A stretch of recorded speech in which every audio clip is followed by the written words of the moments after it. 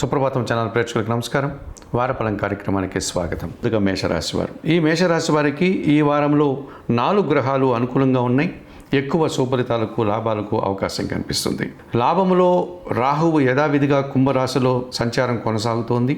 నూతన వ్యాపారాలు కానీ, నూతన ఉద్యోగాలు కానీ, విదేశీ వ్యవహారాలు కానీ మీకు లాభసాటిగా ఉంటాయి.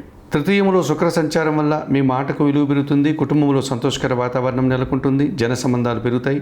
వ్యాపార విస్తరణ, అభివృద్ధి పథంలో ముందుకు సాగడానికి అవకాశం. చతుర్థంలో బుధ సంచారం ఉంది. జన సహకారం బాగుంటుంది. వ్యాపార అభివృద్ధి బాగుంది.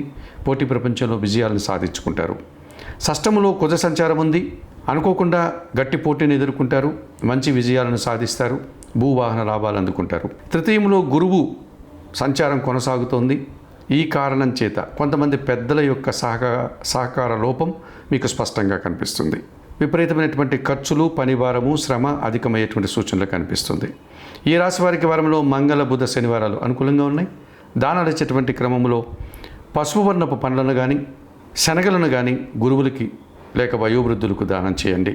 స్తోత్ర పారాయణం విషయంలో దక్షిణామూర్తి శ్లోకాలు చదువుకోండి. ఆలయ సందర్శన కార్యక్రమంలో భాగంగా మేషరాశి వారు దక్షిణామూర్తి దర్శనం మీకు మరింతగా మంచి ఫలితాలను అందిస్తుంది.